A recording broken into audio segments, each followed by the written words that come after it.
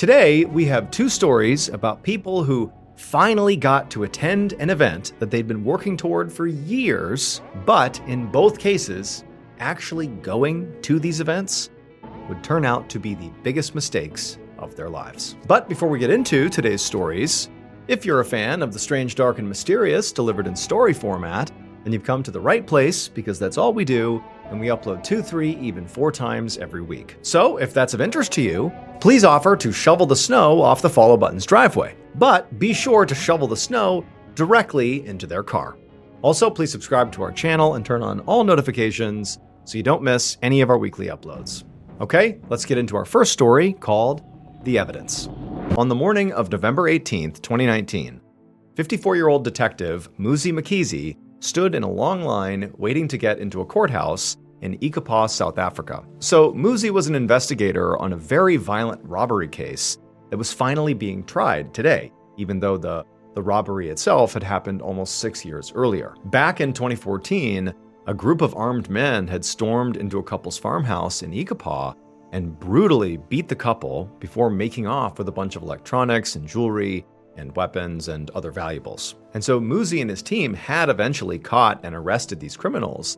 And in fact, they were even able to recover some of the items that had been stolen.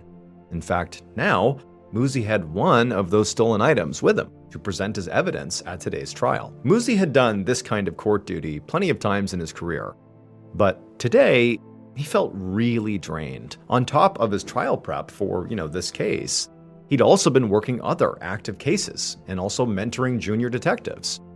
And Muzi was not young and energetic anymore. He was nearing retirement age, and all these obligations were really starting to take a toll on him. But the biggest thing that was really exhausting Muzi was this robbery case itself. It had been an extremely long process, full of an unusual number of delays and complications. It had actually taken so long to bring this to trial that the evidence Muzi was holding, like literally right now, had actually been returned to the victim couple so they could use it until the trial finally happened. So getting this case to this point had been extremely tiring, but Muzi and his team were determined to see it through no matter what. Because the criminals that did this, they were incredibly violent and genuinely needed to be behind bars to protect the public. They'd severely beaten this couple to the point where they were hospitalized, and it was lucky they hadn't been killed. As Muzi entered the courthouse and passed through the court security checkpoint, he hoped the security guards were appropriately on alert. In his experience, violent offenders, like the ones who were on trial today, often had violent friends, especially in Ikapa, where this kind of crime was unfortunately rampant. It wasn't unheard of for criminals or gang members to barge into court proceedings and retaliate against cops or prosecution. But Muzi was able to get through security. There was no suspicious people or any sort of disruptions of any kind. And so Muzi, once through, made his way into the courtroom. And he saw the space was already full. The defense and the jury and prosecutors and judge were all there, and there were members of the public in the gallery. Muzi went over and sat down at the prosecution table, and he would remain there until it was his turn to go up to the judge and present, which would include, showing this evidence. As Muzi got settled into his seat and, put the evidence down in his lap, he turned and sort of gave a quick wave to the prosecutor, a woman named Adelaide Ferreira-Watt, who was sitting at the table as well. She was going over her trial notes. Muzi had worked with Adelaide before, and they got along really well together. And she was a total pro, at least in Muzi's mind. So he knew that, her being on board meant this case had a really good chance of getting a conviction. Adelaide waved back at Muzi and then quickly got back to her notes. And Muzi took a look around the courtroom and everything seemed quiet and, again, there was no sign of any gang members or criminal friends charging in to cause problems. And, Muzi just hoped it would stay this way and that the trial would go smoothly and end the way he hoped it would. A few minutes later, and the judge sort of called the court to order and got the trial started, at which point Adelaide got up and began to present the case.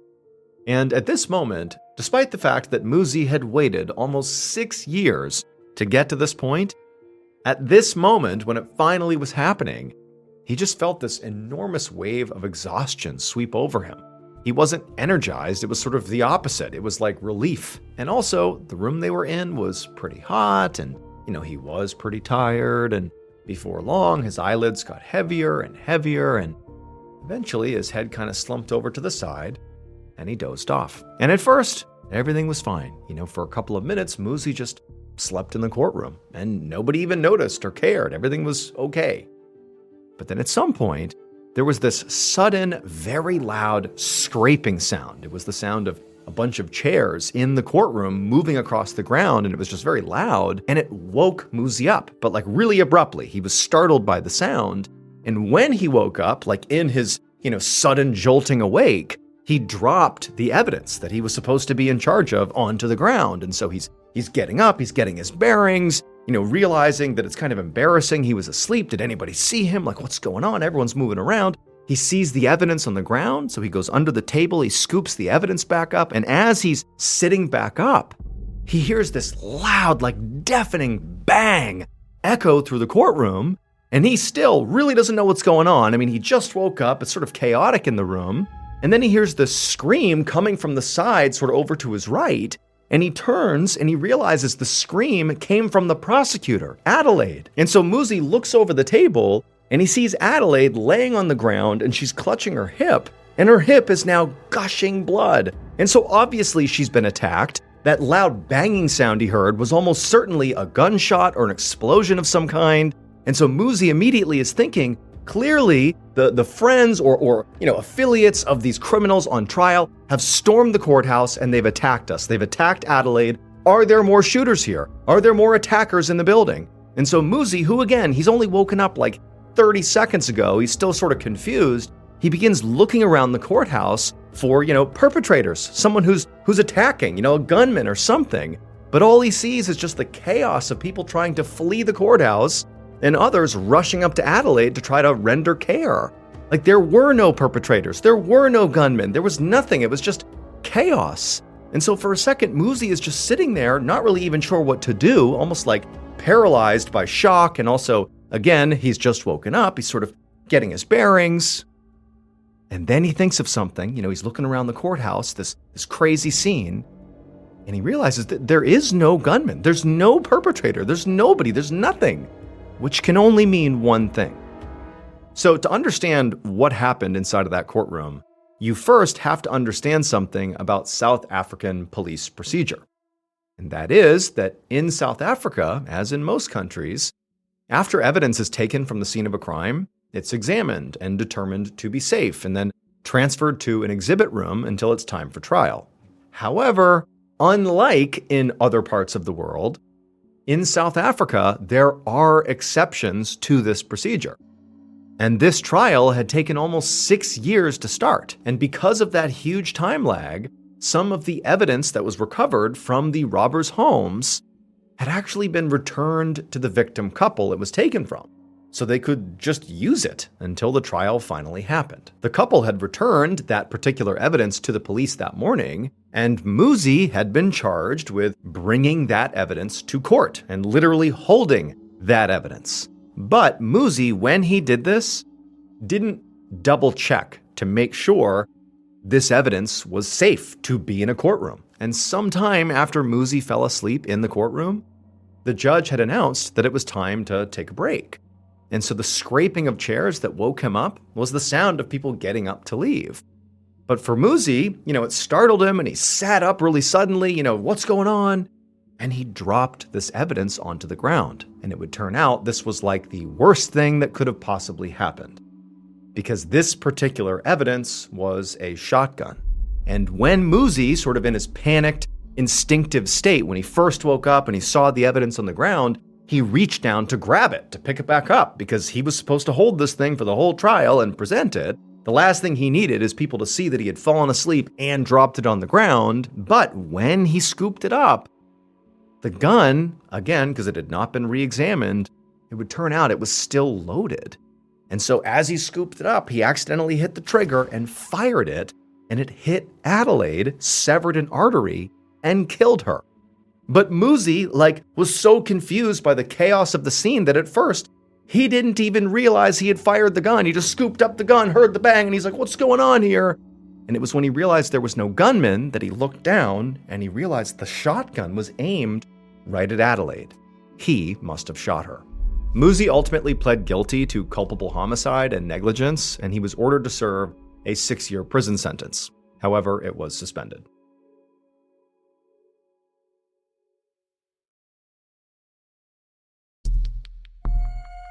Our second and final story is called Legacy.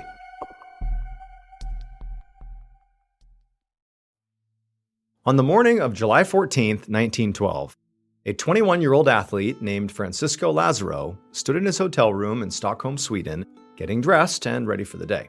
And he was in Sweden to run the marathon in the Olympics. So a marathon is a race that covers exactly 26.2 miles. And for elite runners, it usually takes them between 2 and 3 hours to finish. Lazaro was representing Portugal, and this was actually a really big deal. This was his home country's very first Olympics, which meant Lazaro was one of only a few Portuguese athletes at the Games. And Lazaro believed that out of all of those people, all those other Portuguese athletes, he actually stood the best chance at bringing home an actual medal. So Lazaro had a chance to do something really historic for his country. And realistically, he wasn't even that nervous, because he knew he was a truly elite, incredible runner. Even though he was just 21 years old, Lazaro had already won 3 huge marathons in Portugal. So he was already a star back home. But he knew that if he wanted to win on the world stage, he would need to come extremely prepared. So that's exactly what he'd done. He'd trained for months, obviously. He'd also recently gotten a medical exam to confirm that he was very healthy. And he'd even begun thinking about, little ways that he could potentially give himself a boost, like how to fuel, what to put in his body and even what to put on his body. I mean, even the smallest detail, like a shirt that wasn't breathable or eating something that kind of sat heavily in his stomach, could make the difference between winning or losing. Because again, this is like the world's best runners. Any little edge, he was going to take it. So now, Lazaro spent the next hour putting on the very specific clothes that he had selected for this race, and also eating a perfectly balanced light meal containing carbohydrates and protein, basically exactly what he had mapped out to help him in this race. He'd been warned that it was supposed to be very, very hot today on race day. But Lazaro actually saw this as an advantage, because being from Portugal, where it often got much hotter than places like Sweden, Lazaro already knew how to protect himself from the sun and the heat, and how to give himself an edge in this weather. And then before he knew it, Lazaro was ready to go, and he had left his hotel room, and he was on his way to the stadium to actually compete in the Olympics. A few hours later, around 1:45 p.m., Lazaro walked out into the middle of Stockholm's massive stadium where the race was going to start. And as race officials directed him and his 67 other competitors to their places at the starting line, Lazaro was feeling really confident. In fact, so confident that he called out to a nearby reporter that he was going to be the winner, saying, quote, "I win or I die." Now, as Lazaro and the others actually took their spots on the starting line, they were in the direct sunlight, and it was just unbelievably hot. I mean, in the shade, it was already 90 degrees, so it was like a sweltering day. But as Lazaro looked up and down the line of the other competitors, he saw everybody else look flushed, and they were sweating profusely. They looked not ready to go run 26.2 miles in this heat. They looked overwhelmed. But Lazaro, he was not overwhelmed. He was prepared. In fact, Lazaro wasn't even sweating. As Lazaro stood there waiting for this race to start, he could hear the roar of the thousands of people in the stands. And for a moment, he just stood there taking it all in and just, appreciating how special this moment really was. The marathon was a major event in these Olympics. The stadium was completely sold out, and even the king and queen of Stockholm were supposed to be somewhere in the crowd watching this. And as Lazaro stood there having this moment, sort of taking it all in, he also had this certainty that when this race was finished, all those people in the stadium and around the world, even royalty, would know his name. Just then, he heard the announcer tell the runners to take their marks. And Lazaro felt a surge of adrenaline rush through him. A big hush fell over the crowd, and Lazaro and the rest of the racers stopped moving and just tensed, waiting for the signal. A couple of seconds went by, and then, bang, the starting gun went off, and Lazaro and everybody else lunged forward. And there was a bit of jostling as all the competitors surged off the line, and Lazaro was pushed back towards the middle of the pack. And right off the bat, Lazaro was a little surprised by how quick the overall pace was. But Lazaro still wasn't worried. He'd studied this course extensively, and he knew that he'd have a chance to get out in front of his competitors pretty soon. This marathon route was very flat, but Lazaro was used to competing in Portugal, which had much more mountainous terrain. So he was sure that once the other runners invariably started to get tired, especially from this hot weather, he'd still be feeling fine and he could move out in front. So Lazaro just decided to hang back and wait to make his move as they moved out of the stadium and onto the dirt road beyond. And for the next hour and a half, he stuck to his plan and just kept his pace steady in the back. He knew, at some point, people would begin falling off as the heat wore down on them and they got tired, and he'd be able to make his way up, so he wasn't rushing, he was just waiting, biding his time, staying confident. In fact, as he was sort of keeping his pace in the back, he even was able to give another soundbite to one of the reporters that was on the road, telling her that he was feeling great. For the first half of this marathon, Lazaro really felt like he was running the race of his life. It was like everything in his training and in his background had prepared him to excel here on the world stage. He was consistently moving past runners, some of whom were really struggling in the heat because they clearly weren't used to it. Some had actually stopped running altogether and just put their hands on their knees, while others just sat on the ground, unable to get up. So basically everything was playing out exactly the way Lazaro expected it to. He was, making his move slowly but surely towards the front of the pack. However, as great as this race was going for Lazaro, something changed at around the 19-mile mark. He just felt really off. His legs got a really heavy, just like lead feeling, and a few minutes later, his vision started to get blurry. Lazaro kept on running and, told himself he was fine, and that this was just, late race fatigue kicking in. And for what it's worth, it is pretty common for marathon runners to say that at about the 19 to 20 mile mark, that's sort of the real halfway of the race, not the 13-mile mark. The 20-mile mark is where your body really starts to struggle. That last 6 miles is notoriously brutal. And so he's basically saying that that's normal. This happens when you hit about 20 miles. And so as Lazaro worked as hard as he could to put one foot in front of the other and just to keep on going, he began telling himself that, this was worth it. At the end of this, there was a stadium packed with people who would be screaming his name, and he was still making such great progress. He could still win this race. But then, just a little bit later, his legs went from feeling heavy to just completely giving out. And he slammed to the ground, and then his whole body began to convulse.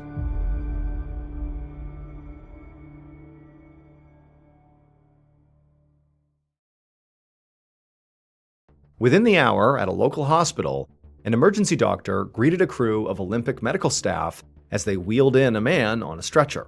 They explained that this man was named Francisco Lazaro, and he'd collapsed in the middle of the marathon. And the doctor was really not surprised by this.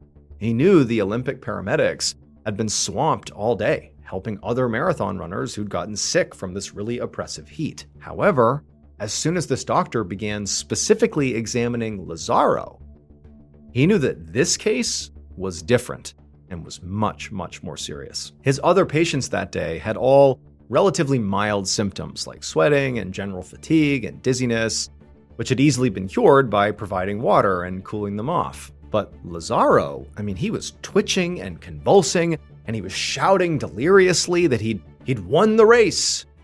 So the doctor rushed him into an exam room and took his temperature.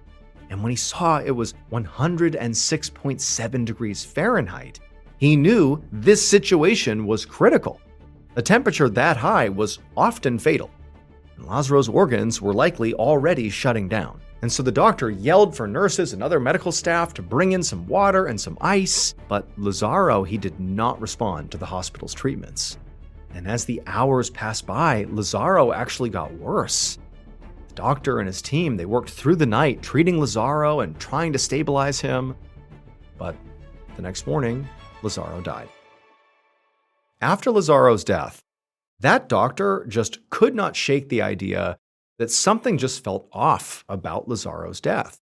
Heat stroke can definitely be deadly, And Lazaro had seemed to have a very bad case of heat stroke, but lots of runners had gotten heat stroke during this marathon, and all of them had wound up being fine. So the doctor ultimately decided to run some tests on Lazaro to see if maybe there was something else that had been going on, like maybe there was some underlying illness or other factor that was to blame for his death. And when the doctor finally did get those tests back, the results made Lazaro famous.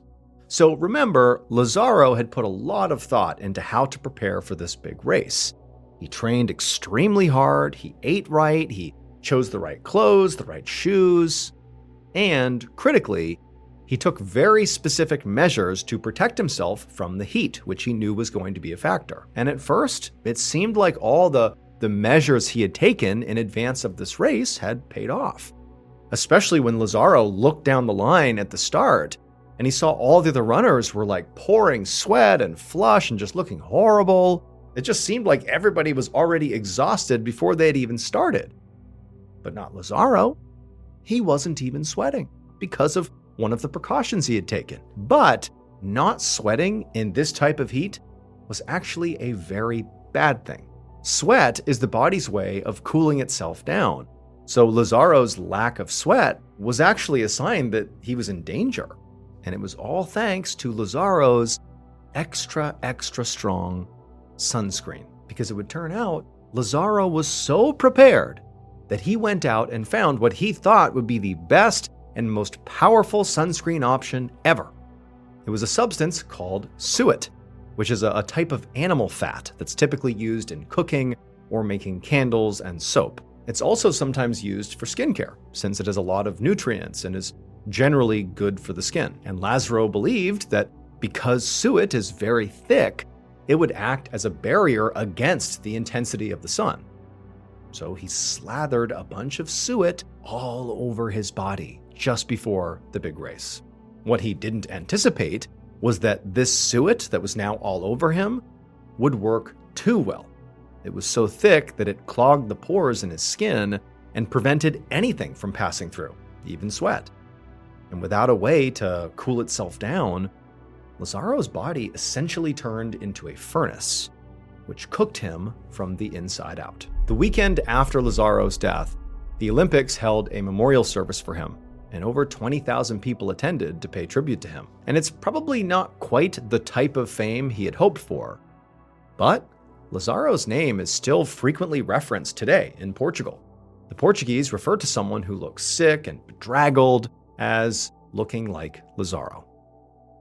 In 1989, 22-year-old Eloise Lindsay was a fresh college graduate, and she was at a crossroads in her life because even though she just earned her degree, she really didn't know what she wanted to do with her life.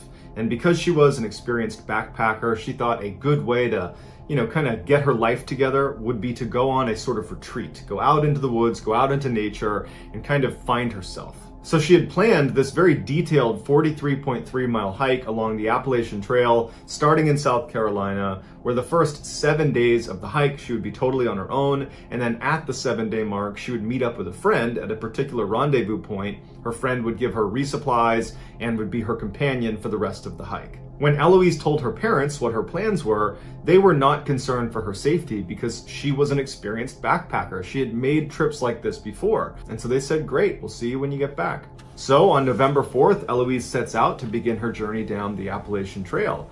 And the first couple of days of her hike were great. The weather was beautiful, the scenery was amazing, and she had all this time to just kind of be by herself and look internal and think hard about what she wanted to do with her life. But on the third day, when she woke up, she was sleeping inside of a tent she had camped just off the trail. She woke up and she had this intense sense of dread. She couldn't really place where it was coming from, but she knew something was wrong, and she's kind of doing inventory of her life, like, what did I forget? Is there something that I'm just not thinking about right now? But she kind of pushes it aside mentally and thinks, okay, you know what? I'm just going to pack up my campsite here and get hiking, and I'm bound to, come up with what it is that's making me feel this way. So she gets out of her tent and she begins packing up her campsite, and she's looking out, kind of scanning the tree line, not because she was looking for anything, but just because she happened to be looking out. And she could have sworn that she saw a man standing, 30, 40 feet away behind a tree. And she kind kind of did a double take and was staring at him. It's, it's broad daylight, it's the morning, and they're near a trail, so it isn't like unbelievable that there might be someone near her at that very moment. But she kind of did a double take and she looked at them again, and this person was gone. And she stood there for a minute just kind of looking in the direction of where she had seen this guy, wondering, is my mind playing tricks on me? Did I really see someone there? Why aren't they showing themselves again? If there was someone there, they clearly must have just been looking at me. Why aren't they, poking their heads out again to communicate with me in some way? We're out in the middle of nowhere. We should be talking to each other. But the guy never shows himself again. And so as she's standing there wondering what she should do, she isn't ready to yell out to this person because there's part of her that's a little bit nervous about yelling out to some stranger in the middle of the woods. But she starts to get this really intense feeling that she's being watched. And it feels an awful lot like the sense of dread she had while she was in the tent. And she's starting to wonder, are my instincts or is my sixth sense picking up that I'm being watched? Like there's some predator out there looking at me right now? And even though she has no way of knowing if that's actually true, she's alone in the middle of the woods. And even though she's experienced, she can't help but feel really vulnerable. And because this guy is just not showing himself again, she feels a little bit threatened. And so she begins to panic and she starts packing up all of her stuff as quickly as she can. And as soon as she can, she takes off down the trail away from that guy she saw in the woods. As she was walking down this trail, she couldn't help but think someone was right behind her. And she kept turning around to see if this person or whoever it was behind her, and no one was ever there.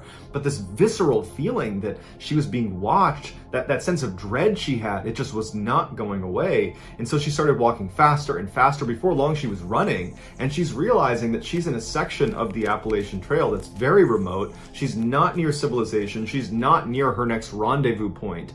And so she's thinking to herself, I need to get off this trail. I need to get to a road. I need to get away from here as soon as I possibly can. And so her options were to continue on this trail for several miles, and it would probably take her until well into the night before she was going to reach civilization.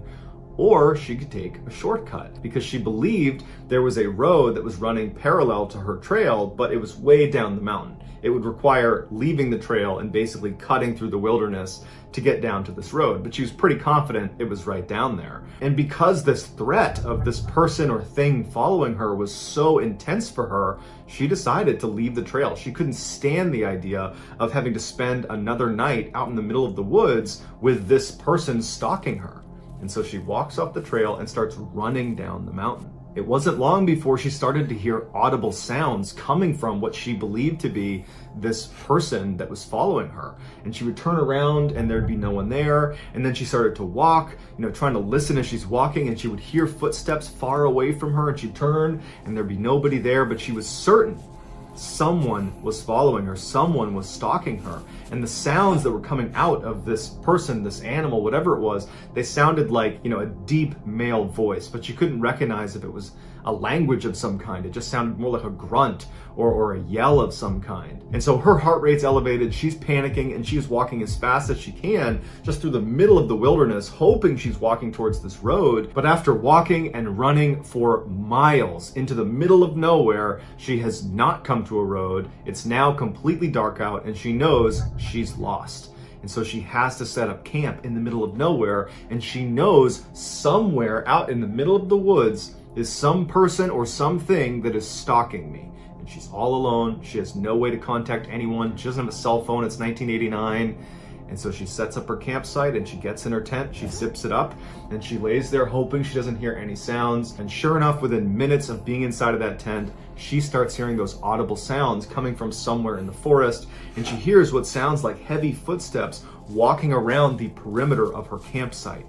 All night long, she hears this. But luckily, they don't come up right to her tent. So there's some separation between her and whatever is making these sounds. And then finally, the sun comes up, she is out of that tent, packs it up, and continues running in the direction she hopes is the road. And of course, all day long, she has that sense that someone is watching her. She's hearing footsteps coming from behind her. She would turn, she doesn't see anything. She would hear that audible grunting sound, that low voice coming from somewhere behind her. But again, she would never see whoever it was or whatever it was that was making the sound.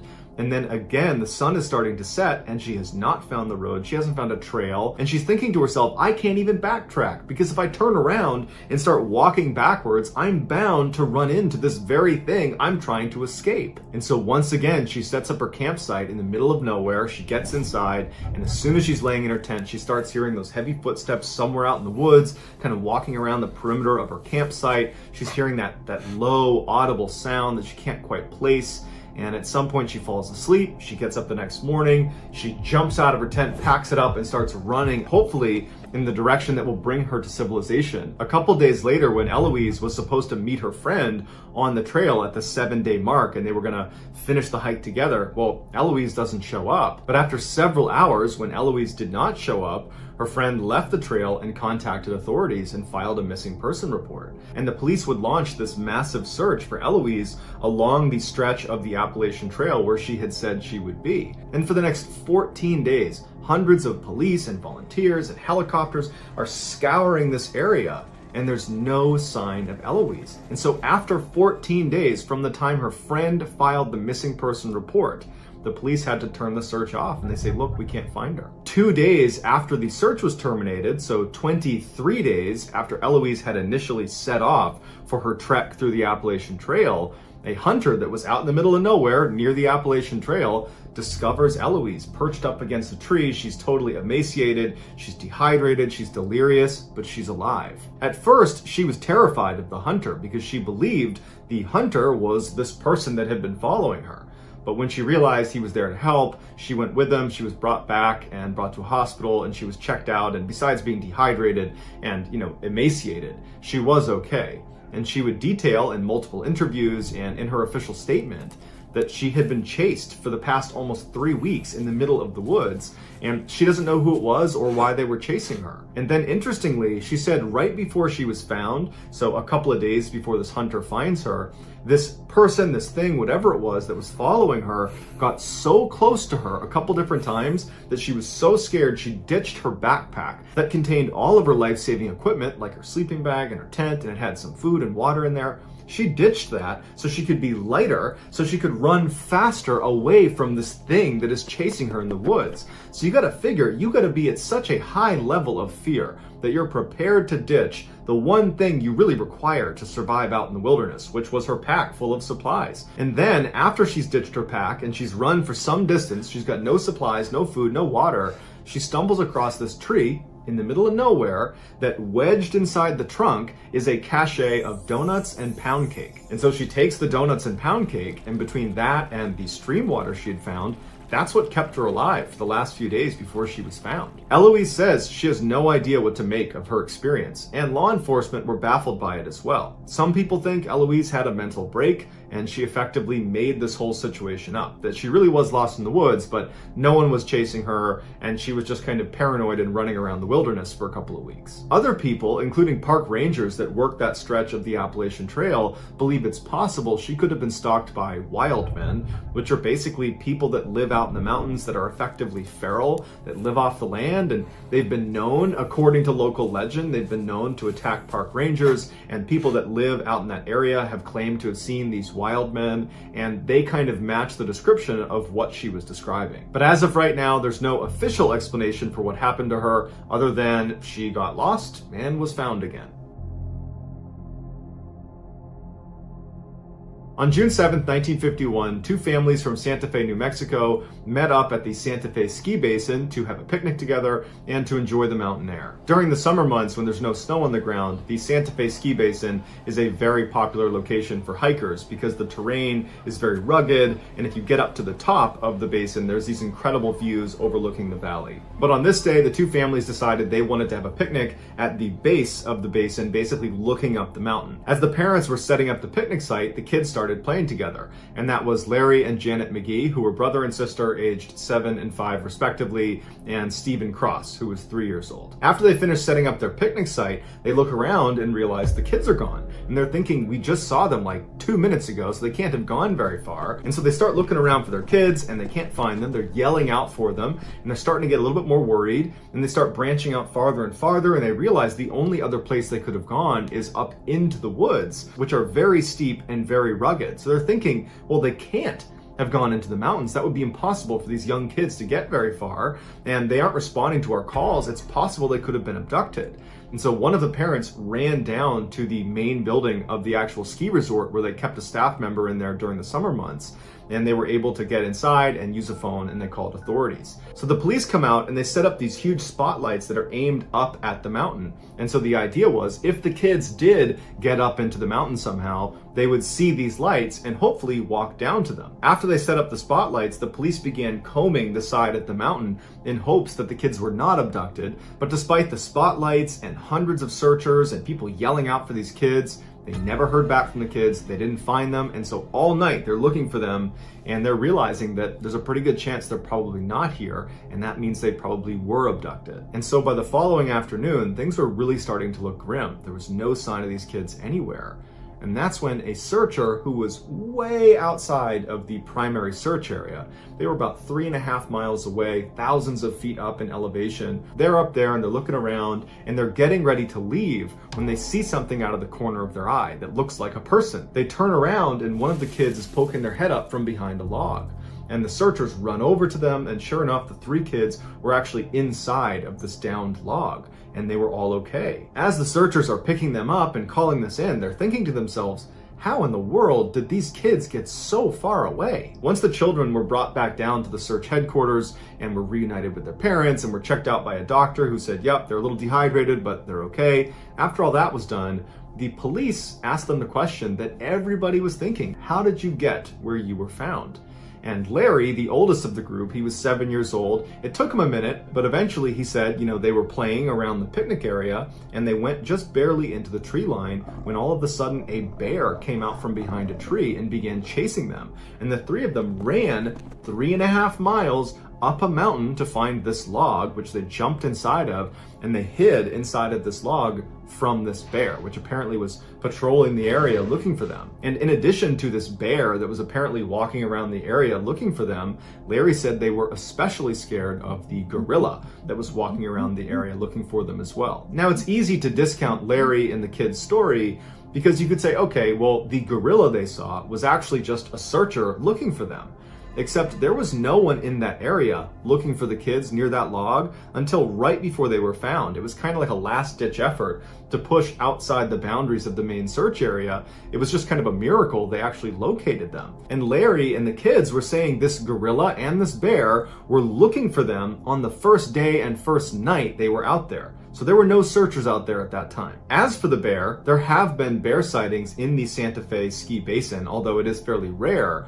But if it was a bear that was chasing these kids, it would have caught them. A bear is not gonna not be able to catch 3 small children running uphill. So either there wasn't a bear, or it was some other animal that might have resembled a bear. But what type of an animal would chase 3 small children who are very vulnerable 3.5 miles up a mountain only to abandon them? But even if we say, you know what, there's no way the bear and the gorilla had anything to do with this, this is just kids who got lost and they wound up in the woods and they were found, and that's it. Fine.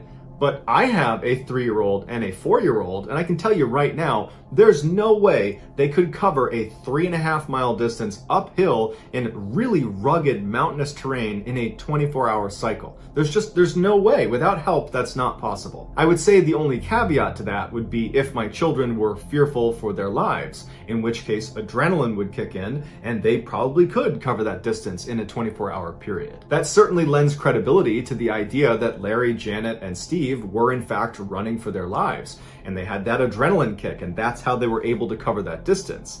But were they really running from a bear or a gorilla? We don't know, and there's been no further investigation into this case, and I think that's because the kids were found alive. The parents, the police, they're happy, and everybody moved on. From 2002 to 2006, Cullen Finnerty was perhaps the most successful college quarterback in history, winning 3 national championships and being named the Division II Player of the Decade. He was also perhaps the toughest college quarterback in history. Most quarterbacks will spend their careers looking to avoid getting smashed by defenders. Not Cullen. Cullen was 6'2", 240 pounds, and he would tell his teammates that he wanted to get hit, and he would hit back. and his coaches hated it about him, but his teammates loved this about him. Cullen was also famous for playing through injuries. His junior year in college, he broke his collarbone, and he didn't tell anyone, and he played through an entire playoff series that he won. After college, Cullen's professional football career was not nearly as successful as his amateur one. He played briefly for two NFL football teams, the Baltimore Ravens and the Denver Broncos, but when he wasn't getting any playing time and he just could see the writing on the wall that this was not going to be a match, he was not going to make it in the NFL, he left for Europe to play in a European football league. But when his European football career started to sputter out as well around 2009, he came back to the United States where he joined a very small-time indoor arena football league. And while Cullen's love of football was still there as much as it ever was, he knew at this point, playing at this low of a level, that his career was effectively over. Around the same time that Cullen was hanging up his football cleats, he would meet Jennifer, who would become his wife. She was an all-state volleyball player and in many ways was just as competitive and as athletic as Cullen was. They were kind of like a perfect match for each other. They married in 2010, and Cullen, this big man, big-time quarterback, was shaking and crying at the altar because he was so nervous and excited about marrying Jennifer. Because I think this was a really big turning point for him, where he was basically putting football in the past and starting this new life and building a family with Jennifer, and he was really excited about it. The newlywed couple moved into a house together in Michigan where they had 2 kids, and Cullen landed a good job in medical sales, and by all accounts, Cullen was just hitting his stride post-football. On Memorial Day weekend in 2013, Jennifer's family was planning this 3-day fishing trip along the Baldwin River in Michigan, and the Finnertys decided they would join them. And so Cullen and his wife and kids, they rented a cabin that was going to be near the campsite that Jennifer's family was staying at, and for the entire weekend it was just this great fishing trip where everybody had a great time and the weather was beautiful. And on May 26th, so the last night of this 3-day fishing trip, Cullen, who had recently purchased this pontoon boat that they had used for this fishing trip, he wanted to just go out one more time on his boat, this boat that he was really proud of, and fish for another 30-45 minutes before ending the weekend. So Cullen put on his waders and his jacket, he grabbed his fishing pole, and he had his family drive him to the stairs that led down to the water where his pontoon boat was. Before he walked down the steps, he turned and told his family that he'd be out for about 30 to 45 minutes and that he wanted to be picked up at the next boat ramp down the way and that he would call when he needed a ride. 42 minutes later at 9:27 p.m., Jennifer receives a phone call from her husband, and she's expecting it to be the call where he says, "Okay, I'm ready to get picked up." But when she answers the phone, Cullen is frantic, and he's telling her that he's being followed by 2 men in the tree line, that he's out on the water on his pontoon, but there are 2 men in the tree line that he can't see, but he can hear them, and they've been following him for some time. And before Jennifer can even get a word out, Cullen says to her that he's going to beach the boat and take his clothes off. And then he hangs up. Jennifer immediately tries calling Cullen back repeatedly, but he's not picking up, and so she's left feeling totally confused about what her husband has just told her. But what stood out to her was how scared he sounded on the phone. And fear was not something she typically associated with Cullen. This beast of a man, this tough football player, he didn't get scared. So for him to be that scared sounding and to be describing people basically stalking him, she knew he was in serious trouble. So she calls 911 and she describes where he is in the Baldwin River, and the police take her report and say, "We'll send someone out right away." After Jennifer got off the phone with police, she called her family and told them about this really strange phone call from Cullen and how she had just called the police and she didn't know what to do. And so her brother tried calling Cullen, and Cullen answered. And when he did, Matt said, "Hey Cullen, where are you?" And Cullen would say, "I don't know where I am, but there's these 2 guys that are still following me." And Matt would say, "Are you still on your boat? Are you on land?" And all Cullen said is, "It's getting pretty rough out here." And then he hung up. Afterwards, Matt would call Jen and he would tell her about this phone call with Cullen, and it really didn't add any clarity to the situation. And so Jen and her family decide the best thing they can do is go to the boat ramp where Cullen had said he wanted to be picked up, in hopes that maybe he would make his way there and they would find him. So Jennifer and her family head out to this location, and Cullen's not there. They get out, they're yelling for him. There's no sign of him, and shortly after, a police car would show up because this was one of the areas where Jennifer had said when she spoke to police that Cullen might be.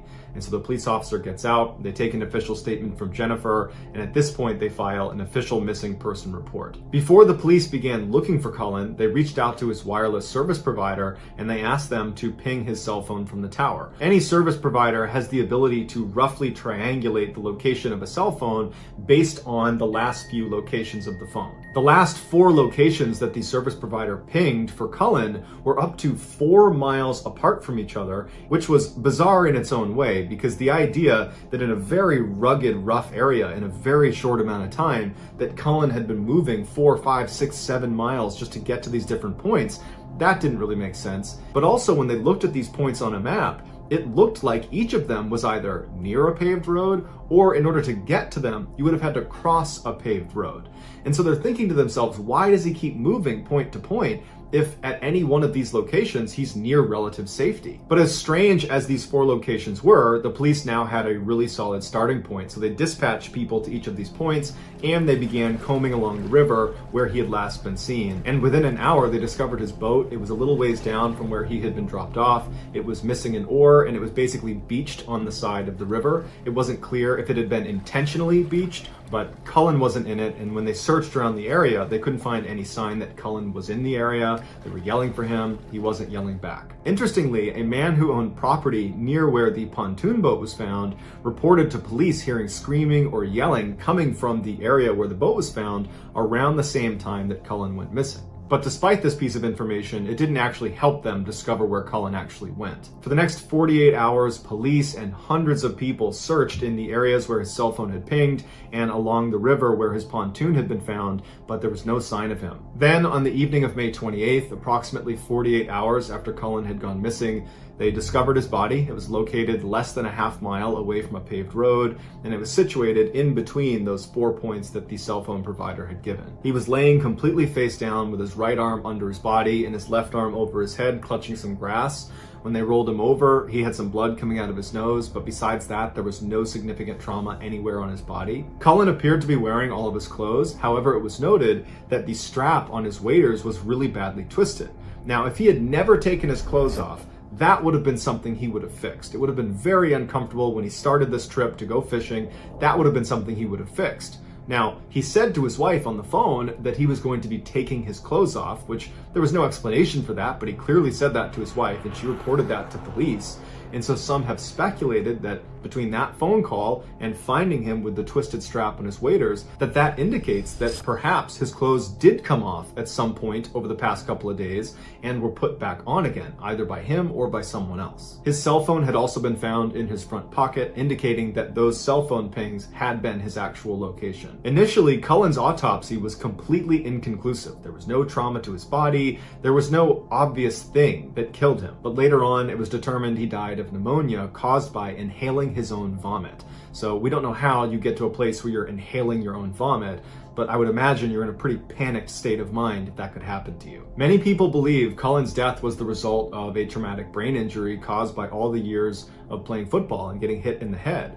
And so that can lead to paranoia. And so perhaps this was a fit of paranoia. He got turned around, he got scared, he thought somebody was chasing him. And then, he vomits and inhales his vomit, and that ultimately kills him. And in 2011, Cullen had briefly shown signs of being a little bit paranoid when one day he thought someone was following him, and he actually went to a family member's house and said, "I think someone's following me," but he could never identify where this person was or who they were. But even if this was a fit of paranoia and no one was following him in the woods, well, why didn't he stop on the paved road every time he crossed it? Because that would have represented safety. I mean, in 2011, when he supposedly had another fit of paranoia, his instincts were to go to a family member and to seek help. And so you would think his instincts in this situation would be similar. He would seek help, he would seek safety, but he continuously left safety. He left the road. He left his boat. His boat was safety. Why did he leave his boat? And even if we turn this around and we say, no, it was not a fit of paranoia, that he was in fact being followed by someone or something in the woods, well then why would that prompt him to call his wife and say, I'm going to get out of the boat and take my clothes off, and then proceed to walk 4, 5, 6, 7 miles in a very short period of time, crossing over a paved road at least 1 or 2 times and not stopping, not signaling for help? That doesn't make sense either. And what was that screaming that resident heard coming from the area where the pontoon boat was found? Unfortunately, there are many questions in this case, and the vast majority of them will go unanswered. So that's going to do it, guys. If you found the 36-year-old Karen Gregory had always been a free spirit. From the time she was born in upstate New York back in 1948, Karen would become known among her family and friends as a person who challenged the conventional way of doing things. By the time Karen was enrolled in her local parochial high school, she was making her 3 younger siblings double over with laughter with inspired imitations of the elderly nuns who ruled their classrooms with iron fists. When it came time to go to college, Karen convinced her parents to let her leave their small hometown and go to a college in Rochester, a city in western New York. And when it came time to graduate from that college, an especially proud moment for Karen's very elderly grandmother, Karen made a point of ignoring the school's strict dress code. Instead of wearing stockings and heels under her gown when she received her degree in art education, Karen clomped across the stage wearing massive hiking boots. When her grandmother in the crowd noticed them, she let out a gasp that was so loud that for a moment, the entire ceremony came to a halt. And after college, Karen leaned hard into the hippie movement of the 1960s. After Karen left home for good, her parents were horrified to pick up the newspaper one day and find a picture of their daughter's familiar smiling face peering out at them from the middle of a group of Vietnam War protesters. And even after the 1960s gave way to the less radical 1970s, Karen's choice of marriage and careers were no less shocking to her very conservative parents. When Karen got married in 1971, at the age of 23, she skipped the traditional Catholic wedding service, opting instead for a small ceremony that was not attended by any of her family members, and then she settled down in Fitzwilliam, a tiny and isolated town in New Hampshire. There, Karen found a job teaching art to elementary school children, and she also got another job helping to care for the mentally ill. When she was home with her husband, Karen would tend to the couple's sprawling garden and make their vegetarian meals completely from scratch. But if Karen's style of marriage and careers were not exactly in line with what her parents had hoped for, her divorce a few years later was even more of a shock. Karen's family believed her marriage was solid. But according to Karen, she and her husband just kind of drifted apart and now just wanted to be friends. Then, after the divorce was finalized, Karen did not change her last name back to her maiden name, which was Marshall. Instead, she announced that she was formally changing her last name to her mother's maiden name, Gregory. And then, when love knocked again at Karen's door after her divorce, this time Karen just avoided marriage and moved in with her new boyfriend, who was a potter, someone who makes pottery. And before long, Karen had also learned the craft of throwing clay on the potter's wheel while living in a big and drafty house and adopting a collection of stray cats. And through each of Karen's rebellions, her 2 younger brothers and her younger sister were always there to support her. They loved their sister. She was the family trailblazer. Her independence and sense of humor and ability to tell wonderful stories had made all of their own passages to adulthood that much easier. Even Karen's mother, Sophia, who had fought so hard with Karen over some of her daughter's life choices, found herself reaching out to Karen when Sophia's own marriage to Karen's father ended in divorce. But it wasn't until January of 1983 that Karen, without any prompting at all from her family, suddenly decided to make her most radical lifestyle change yet. After spending her whole life, 35 years, in the cold northeast of the United States, living in the center of tightly knit towns and communities where like-minded people shared everything from tomato seeds to granola recipes, Karen made a complete about-face. She was simply done with the cold, with the garden, with the cats, and with the potter boyfriend. And so just when winter was hitting its stride in New Hampshire in January of 1983, Karen packed up her Volkswagen and headed south to Florida to start a brand new life. She had decided to join her sister, Kim, who was married and working as a nurse in Pinellas County, a peninsula of land that hangs like a fishhook off the central west coast of Florida. While Kim and her husband had made their home in the northern tip of the peninsula, Karen drove right down to the bottom of the fishhook. And within a few months, Karen was living in an apartment she shared with a roommate in the historic Florida beach town of Paso Grill. Picking up a waitressing job in nearby St. Petersburg, Karen luxuriated in the winter heat of her new home and spent hours of her spare time biking along the beautiful white sand Florida beaches. Pinellas County was bigger, sunnier, and in places far more developed and paved over than anywhere else Karen had ever lived.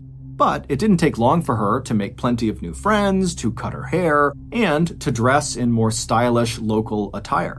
Karen's olive skin quickly picked up a deep tan that set off her dark brown hair and arresting blue eyes. Already fit and strong, the walking and biking added even more tone to her slender 5'5" frame. And Karen soon became an expert at turning away the unwanted attention of patrons at The Garden, the popular restaurant bar in St. Petersburg where she worked. But in March, 3 months after Karen arrived in Paso Grill, Karen met the man who would become the love of her life. The administrator of a counseling program for Vietnam veterans, David Mackey, was strikingly handsome and well-educated, and in a state where so many residents were transplants like Karen, David was a native Floridian and longtime resident of the nearby town of Gulfport, located just 9 miles to the northeast of Paso Grill.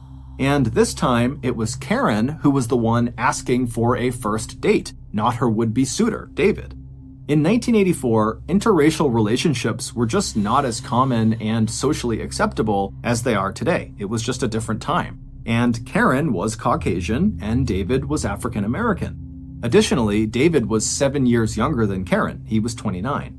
But neither of those facts made the slightest difference to Karen, or, as it would turn out, to David. And before long, David and Karen were a certified couple, and together they went sailing, they went to movies, and to concerts that featured the popular Jamaican-style reggae music they both loved. In March of 1984, so 1 year after Karen and David had met, David threw a surprise party for Karen on her 36th birthday, and it was clear to all of the partygoers that these two were deeply in love and practically living together in David's house in Gulfport. After that, things in Karen's life moved quickly. In May of that same year, just 2 months after Karen's surprise birthday party, Karen landed a good job as a graphic artist with a St. Petersburg company called Datacom that produced technical drawings and illustrations. And around that same time, she and David decided to make their relationship more formal. Instead of just meeting up every night to spend time together, the couple decided Karen would move out of her apartment in Paso Grill and live full-time with David in his modest but very comfortable home in Gulfport. Although Karen was excited about this upcoming move, David's quiet neighborhood, a few blocks away from the water, would be a big change from the beachfront charm and laid-back vibes of Paso Grill. David's 3-bedroom house, with its glassed-in front porch, sat right on a corner lot. There was a big oak tree that sat on one side of the property that shaded half of the single-story white home, leaving the other half of the building to bake in the sun. Although the couple who lived across the street from David were young and lived in Gulfport year-round, many of David and Karen's other neighbors were older, and some were retirees who only lived in Florida during the winter months. And while David had always felt welcome in Gulfport, he and Karen could both sense that as an interracial couple, they drew the occasional disapproving look or stare. But overall, one look around the neighborhood was enough to tell anyone passing through its tree-lined streets that what residents here really seemed to value the most was their sense of safety and tranquility. Because peppered throughout her new community, Karen had seen the same sign posted in conspicuous places on many lawns. In big letters, the signs read, "Warning, this is a Citizens Crime Watch area." And even if all those warnings seemed a little alarmist, given how sleepy the neighborhood was, Karen was okay with it. To her, Pinellas County was this huge metropolis compared to where she had moved from, Fitzwilliam, New Hampshire, and so she was naturally a little more paranoid about her safety. To celebrate all the good fortune in Karen's life, Karen and her sister Kim arranged a family day at the beach. And so on May 19th, Karen and David spent the day with Kim and her husband and their daughter. It was a perfect spring day in central Florida, the hot air cooled by a breeze off the ocean, and a few clouds offered intervals of shade from the bright sun. And the adults had plenty to talk about, especially Karen and Kim. Karen was nearly fully moved in to David's house. She was happy about her new job, and she and Kim were both excited at the prospect of their mother, Sophia, potentially moving out to Florida as well. On the following Monday, Karen said that David was leaving for a work conference in Rhode Island that would last most of the week. After living with a roommate in Paso Grill or staying over at David's house, Karen was a bit out of practice when it came to spending nights alone. But in spite of being a little nervous at the prospect of doing just that, Karen told Kim that she'd use the time to finish moving and unpacking. And on the upcoming Tuesday night, May 23rd, Karen said she had made plans to have dinner with her good girlfriend, Naverne Covington. Not only would that dinner be a chance for the friends to spend a fun evening together, but also Naverne would be leaving the next day to attend a wedding, and Karen needed instructions on feeding Naverne's cat and watering Naverne's plants while she was away. And by the time Tuesday night did roll around, Karen was glad for the dinner date she had made with Naverne. After switching out of her work clothes into a sleeveless white t-shirt and baggy green shorts and tennis shoes, Karen headed to Paso Grill to make a few trips from her apartment to David's house with the last of her belongings. And at about 7:30 p.m., with the final box of her plants safely stowed in the back of her Volkswagen, she decided to go straight from Paso Grill to Naverne's house in Gulfport. A few hours later, as Karen left Naverne's house not long after midnight, Karen smiled. The evening could not have gone any better, and after all the changes of the last several weeks, dinner with her close friend was exactly what Karen had needed. The two women had laughed and talked over their glasses of white wine and plates of vegetable stew that had filled Naverne's cozy kitchen with the smell of herbs and garlic. And when the two friends said goodnight, Karen had surprised Naverne by pausing at the door and giving Naverne a quick, tight hug. Even though Naverne laughed and told Karen, "I'm only going to be gone for a couple of days," Karen had suddenly wanted Naverne to know that Karen would miss her. Walking to her car and sliding into the driver's seat, Karen smiled again. She would now head back to the little house she shared with David, and she'd bring in her last few boxes of plants, and when David called the next day to check in, Karen wouldn't even tell him about how much progress she'd made unpacking and blending their furnishings and belongings together. Instead, she wanted him to be surprised when he returned from his trip. A few minutes later, Karen pulled her little car into the driveway of 27th Avenue South and Upton Street. After parking her car next to David's car, he had left it behind for this business trip, Karen opened her door and climbed outside. After collecting her last few boxes of things from the trunk, Karen headed inside and locked the door behind her. Even though it was well past midnight, Karen wasn't quite ready to go straight to bed. She had been having trouble sleeping the last few nights, and so she decided she would just sit down and relax for a little while. Less than 1 hour later, a blood-curdling scream ripped through David and Karen's quiet neighborhood. Hearing it, several of Karen and David's neighbors sat bolt upright in their beds, wondering what was going on. One woman told herself that it must have been a cat or some other animal. Another woman remembered thinking that whoever had screamed had really strong lungs. And another woman pulled her husband back inside when he stepped out onto their front step to investigate. 1.5 days later, a woman named Amy Bressler was standing at her living room window talking to someone on the phone and looking out at David Mackey's house. At one point, she told the caller, "Yes, I can see Karen's car in the driveway." A minute later, Amy put the phone receiver down on the table, left her house, and walked across the road to knock on the side door of David's house. When she didn't get an answer, she walked around to the front door. There too, Amy's knock also went unanswered. But not before Amy noticed that some of the window panes in the front porch door had been broken. Walking again back toward the back of the house, Amy noticed curtains moving in one of the bedroom windows. When she stopped to look more closely, she saw that the reason they were moving is because the window was wide open. Amy reached through the open window and pushed the curtains aside and looked into David's house.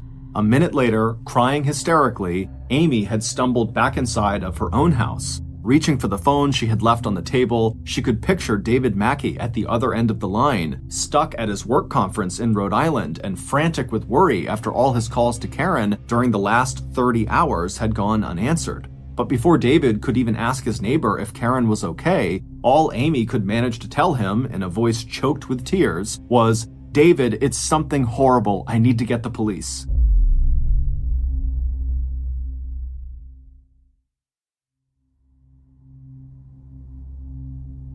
A few minutes later, at 8:39 a.m., 22-year-old Gulfport police officer Cheryl Falkenstein was climbing through that open bedroom window on the side of David's single-story house. Even if she had been on the police force for 5 years instead of just 5 months, the young officer would not have been prepared for what she saw in the hallway just beyond the bedroom. When Amy's 911 call had come into the station a few minutes earlier, the dispatcher had told Officer Falkenstein and emergency medical personnel that they were responding to a report of a non-responsive person.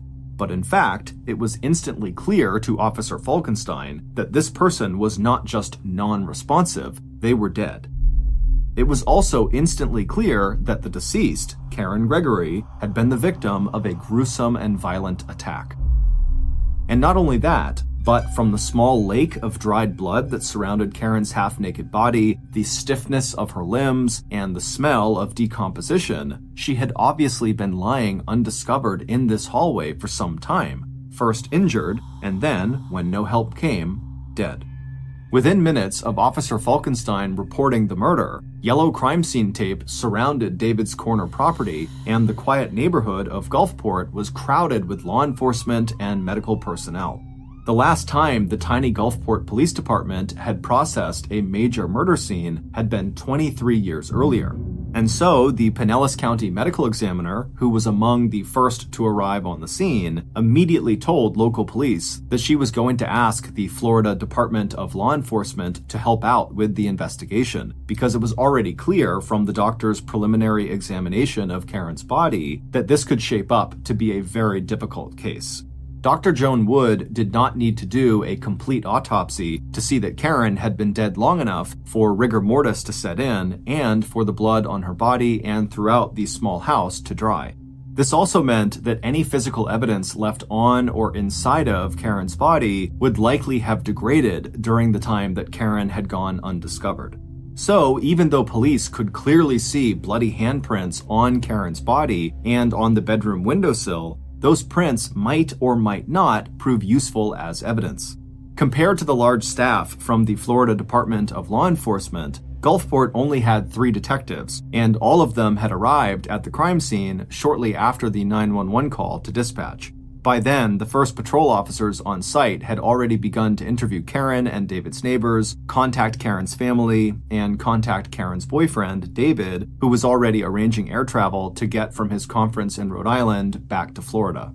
Reached by phone in Rhode Island, David told police that he had spent most of the day on Wednesday, May 23rd, the day after Karen's dinner with Naverne, reaching out to Karen's friends, family, and employers, as well as local hospitals and police departments to try to figure out where Karen was and why she wasn't answering his calls. But it was only when he finally called his neighbor, Amy, who lived up the street from David, and asked her to please go check his house to see if Karen was okay, that David got his answer. Meanwhile, it hadn't taken local police long to realize that at least a dozen of David's neighbors had heard what police now assumed was Karen's scream for help at about 1:15 a.m. in the early morning hours of May 23rd. Even though they described this scream as being short, high-pitched, and agonizing, and so distressing that several neighbors had trouble falling back to sleep after hearing it, no one in the Crime Watch neighborhood of Gulfport had bothered to pick up their phones and call the police. By late afternoon on May 24th, more than 30 hours after that scream, Gulfport investigators had already reached several conclusions about the murder of Karen Gregory. Given the report of a scream at 1:15 a.m. on May 23rd, police assumed the time of death was also during the early morning hours of May 23rd. Since there was no sign of forced entry, and items of any obvious value were still inside the house, this did not look like a crime that started as a break-in or robbery. What was clear was that even though Karen must have willingly opened the door to her attacker, she had later used every ounce of her strength to try to fight off that attacker. Because from one end of the house to the other, Karen had left a trail of blood, from stains on the unmade bed in the bedroom, where Karen's faded green shorts and tennis shoes lay scattered on the floor, to the blood spatter along the walls of the hallway and living room, right up to the smeared and stained bedroom windowsill and curtains that marked where the killer had exited the house after the attack. And Karen's willingness to fight back and cry out for help could have saved her life if anyone who heard her had called the police. Because at some point in the struggle, it looked to investigators like Karen had almost escaped from her attacker. After finding more blood and strands of Karen's hair on the glass inside the front porch, investigators theorized that at one point Karen had made it through the inner front porch all the way to that porch door where the screen was covered by angled slats of glass rather than solid wood. And it was probably there, as Karen had reached that outer door and opened it up, that she had let out that terrible scream. However, seconds later, her attacker had reached her again and yanked her back inside of the house, knocking most likely Karen's head against the door slats, causing them to shatter and leave glass fragments outside on the front walkway. And then shortly after Karen was pulled back inside of the house, the killer finished her off. Police also assumed that Karen's attacker had forced her to wear the black lace lingerie that was pulled on over her white t-shirt and was now bunched up at Karen's waist. Aside from the brutality of the murder, two things about the crime scene stood out to detectives as potentially important pieces of physical evidence. Since there was no blood on Karen's bare feet, that meant that the bare footprints left in the blood-soaked carpet and the smudge of a heel print left on the bathroom tile just off the hallway where Karen was found must have both been left by her killer. And as the crime scene techs would later confirm, the handprints on Karen's naked thigh and lower back were positioned in such a way that they could not have been made by Karen. So, like the footprints, the handprints also had to belong to Karen's attacker. Investigators got their first break in the case when one of the Gulfport officers doing door-to-door interviews realized that the neighbor who lived across the street from David's house was another public safety officer, St. Petersburg firefighter George Lewis. Although George was at work when Karen's body was discovered that morning, when contacted by phone, George immediately reported to the Gulfport police station and wrote out a 2-page statement. That statement contained all the information he could recall, at least right then, from the morning of and the days before Karen's murder.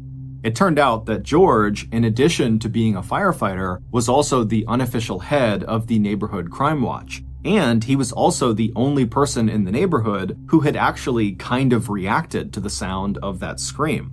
To George, who had been inside of his garage working on his motorcycle with the radio turned on, the scream had actually sounded faint. And when he stepped outside and did not hear or see anything suspicious, he had assumed all was well before going back inside of his house and reassuring his girlfriend, who had also heard the scream, that everything seemed okay. At that point, the couple had just gone to bed, and then for the next day and a half, like everyone else in the neighborhood, they had just gone about their daily lives as normal. George had known David and Karen by sight, but he had not met Karen and he had not seen her at any point on the day before she was killed. Even though George was not able to shed any light on circumstances surrounding the actual murder, the 22-year-old firefighter was able to give police some solid leads on possible suspects. One was a man who mowed the grass at David's house on Tuesday morning, the last day Karen was alive. The second tip helped explain a note that police had found shortly after discovering Karen's body that had been left under the windshield wiper of David's car. Whoever had left the note had signed it Peter. At about 7 p.m. on May 23rd, the evening after the murder, George had seen a man drive up to David's house in a van, get out of the van, and walk up the front sidewalk to David's house where he knocked on the front porch door. When no one answered, the man went back to his van and a moment later emerged with a note that he left on David's car before driving away. By late that evening, hours after George had given his written statement to police, local investigators were close to crossing the man who had mowed David's lawn off of the suspect list. In addition to providing police with his fingerprints and a DNA sample, the man could also confirm that he had a solid alibi for the night of Karen's murder. The same would be true when police had a chance to finally interview David Mackey, who reported to the police station as soon as he arrived back in Gulfport late on the day that Karen's body was discovered. David had been in Rhode Island since Monday, and other members of the conference were able to confirm that he had not left the conference for any significant stretch of time. But it was the third possible suspect, the mystery man named Peter, who had left that note on David's car, who the police really wanted to speak to. So, when an officer inside of David's house answered a call from a man looking for Karen, who identified himself as Peter Cumble, the officer grabbed his notebook to take down all of the details.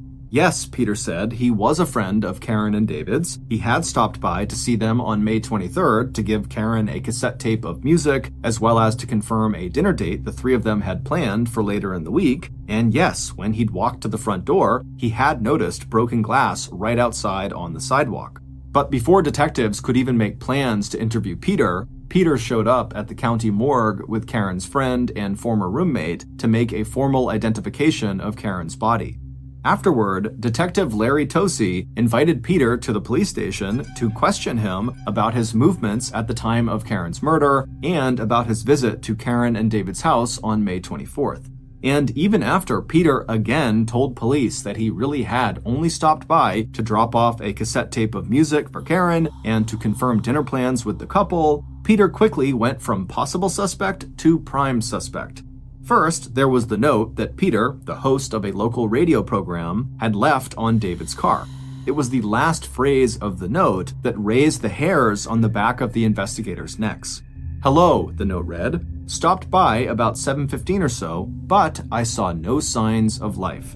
In addition, during Peter's interview, Detective Tosi had noticed a scratch on Peter's hand. And while Peter insisted he'd gotten the scratch while playing with his dog, the investigator had to wonder if maybe Peter had gotten that scratch while struggling with Karen. And even though Peter's roommate said that as far as he knew, Peter had been at their apartment on the night and early morning that Karen was murdered, investigators thought Peter's alibi might be flimsy, especially when David and Karen's former roommate told police that they thought Peter had actually been romantically interested in Karen. If Peter had been jealous or obsessed with Karen, that might be a motive for murder.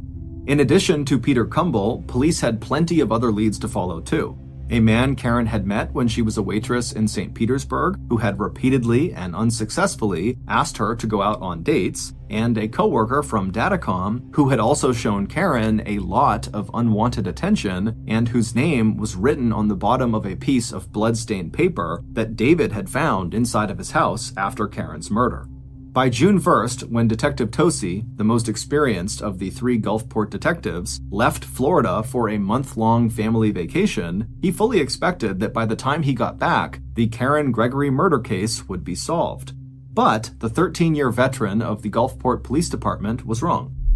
When Detective Tosi had returned at the beginning of July from 4 relaxing weeks in the Smoky Mountains of Tennessee, not only did the case file look disorganized, but all those promising first leads were starting to look like dead ends. But even after Sergeant Tosi had been assigned to replace the junior detective who had handled the case while Detective Tosi was on vacation, investigators still faced one disappointment after another. The man who had mowed David and Karen's lawn, along with the man who had hounded Karen for dates at work, both passed lie detector tests, and the DNA samples they had given police did not match any prints that crime scene techs had found at David's house. Peter Cumble, the man who had left that note on David's car the evening after her murder, had now hired a lawyer. But, like the other initial suspects in the case, Peter's fingerprints and DNA did not match any of the evidence taken from the crime scene. And the quality and handling of all that physical evidence had also turned out to be a huge problem for local investigators. As far as Detective Tosi was concerned, the Florida Department of Law Enforcement could have and should have done a better job securing and processing the crime scene. The state crime techs told local law enforcement that the bloody finger and handprints on Karen's body were too old and degraded by the time Karen's body was discovered for the techs to match the prints they had collected against the prints of any possible suspects. The state crime unit said the same was true of the partial footprint they had found on the tile floor of the bathroom that opened out onto the hallway where Karen's body was found. And there had been no going back for a second look at any of that physical evidence. On the same day that Karen's body was discovered and the Florida Department of Law Enforcement processed the scene, when the state crime techs left, they allowed 2 of Karen and David's friends to completely clean and scrub and vacuum the house. The friends didn't want David to see any sign of the obvious horror that had surrounded Karen in her final minutes of life, but that decision by the state crime unit had also meant that within hours of the assault, all physical evidence of the crime had been literally wiped away. Meanwhile, the autopsy report from the county medical examiner was also disappointing. A closer examination of Karen's body had revealed a wound that had not been immediately visible under all the blood that had covered Karen's face and torso. And the examination had also revealed the presence of semen inside of Karen's body, which confirmed that Karen had likely been sexually assaulted before her murder. But by the time Karen's body had been found, the semen was too old and degraded to provide a useful DNA match to DNA samples collected from potential suspects. By late fall and early winter of 1984, 7 months after Karen's murder, Detective Tosi felt like he was grabbing at straws. He'd asked the Florida Crime Unit to take another look at all the fingerprints and that footprint. He'd asked for a psychological workup of the possible murderer, and he'd also followed up on reports of a possible prowler in Gulfport, someone who was peering into windows and watching residents go about their nighttime rituals. He had also circled back to David Mackey, who was repeatedly asking police about what progress they'd made on the case, as a prime suspect. Even though it appeared that David was in Rhode Island at the time of the murder, the investigator had not been able to rule out the possibility that David had made an overnight airplane trip back to Florida to murder Karen and then returned to Rhode Island by the next morning. But, like the detective's other prime suspects, David 100% passed a lie detector test, and by Thanksgiving of 1984, the detective felt like once again he was back to square one. And even if he had a viable suspect, Detective Tosi had no physical evidence that he could use to link that person to the scene of the crime. It wasn't until Christmas of 1984 that police received the tip that would help them uncover the identity of Karen's murderer. At a farewell party for Gulfport's departing town manager, a casual conversation between an off-duty police officer and one of the city's bus drivers resulted in a complete rethinking of the murder investigation. What Detective Tosi discovered when he followed up on the story told by the bus driver, who lived 3 blocks away from Karen and David's house in Gulfport, would send shockwaves throughout Pinellas County and then all of Florida. Based on the follow-up investigation into that new information, here is a reconstruction of what law enforcement officials believe happened to Karen Gregory in the early morning hours of May 23, 1984. It was sometime after midnight when Karen gave her friend Naverne a big hug and thanked her for the dinner and conversation. And it was not long after that Karen pulled her little Volkswagen car into her driveway, and then after getting her last few boxes of things from her trunk, she headed inside, locked the door, and sat down to relax. But just a few minutes later, she heard a knock on the front door. Given she was alone, and it was the middle of the night, Karen was likely startled and maybe even a little scared by the sound. But she still stood up and made her way over to the door. When she got there, she called out to see who was knocking. When she heard the person reply, Karen was instantly put at ease, and she unlocked and opened the door. As the door in front of him opened, Karen's killer felt a rush of excitement.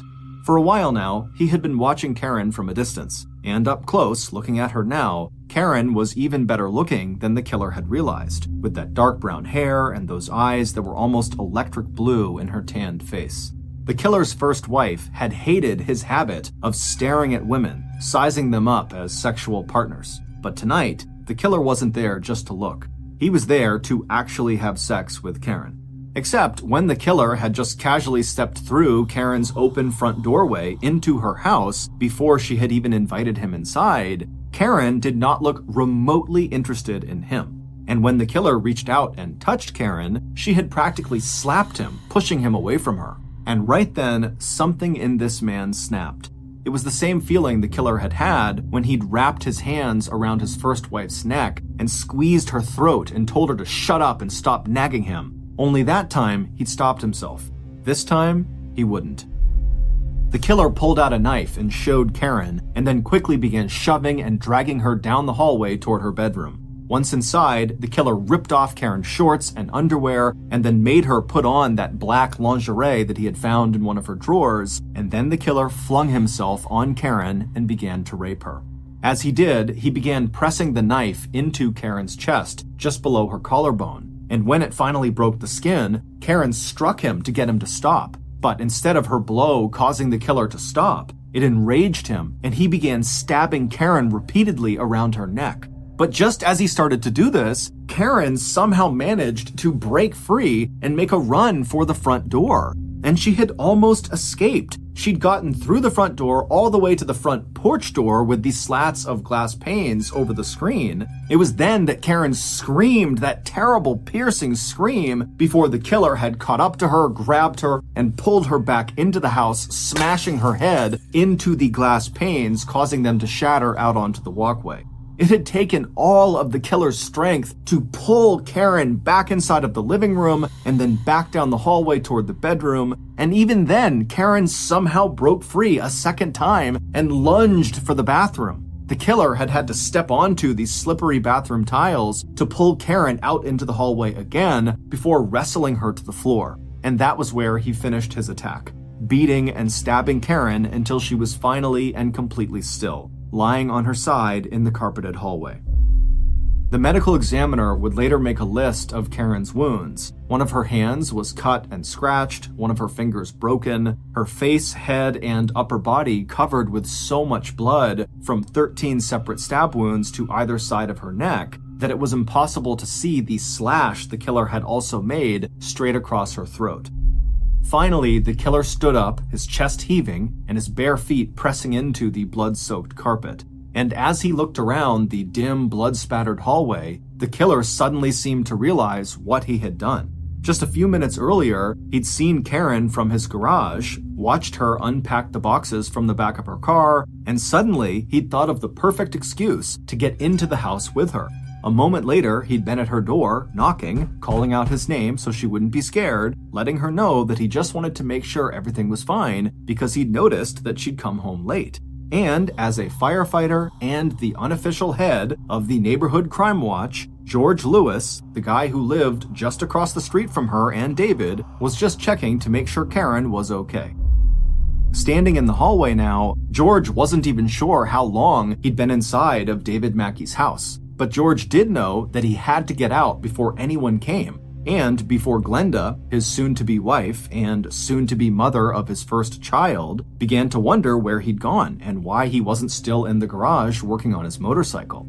A moment later, George was climbing out the window of David and Karen's bedroom, leaving bloody marks on the sill and the curtain. Then he was running barefoot back to his house across the street, past the Crime Watch sign he'd posted so prominently on his property, and around to the back of the garage where he would wash Karen's blood off under the outside faucet. From there, George would walk into the kitchen and tell Glenda not to worry, that the scream she had just heard was nothing. He'd checked it out, there was no disturbance anywhere, they were safe. Later, after he had showered and was lying in bed with Glenda, George could not believe his luck.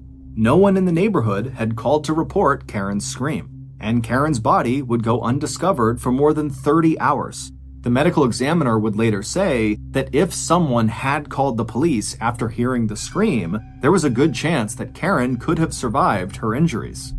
But by late summer, George's luck began to run out. Detective Tosi kept coming back to talk to George about the murder. The men were good friends, close enough that on December 15th, Larry Tosi would actually perform the wedding ceremony when George and his fiancée Glenda got married at the St. Petersburg fire station where George worked. And at first, the detective had come back to George in case the firefighter and leader of the neighborhood crime watch could remember anything new about the night that Karen was killed.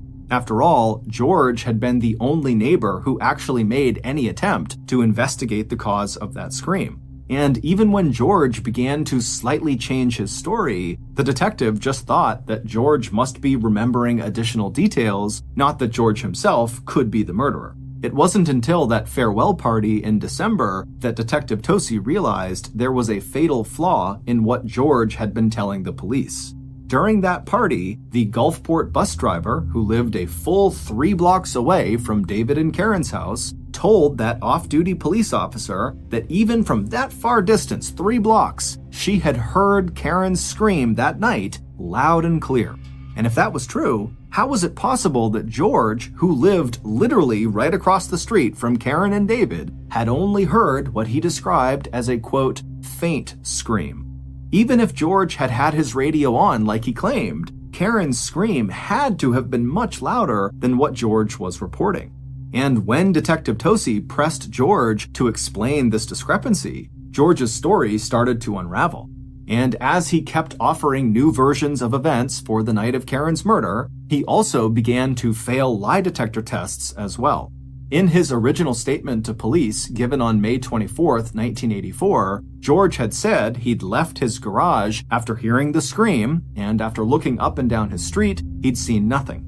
In February of 1985, George told police that his earlier statement had actually been inaccurate. He said that after hearing the scream, he had looked across the street and seen a man standing on David and Karen's front lawn.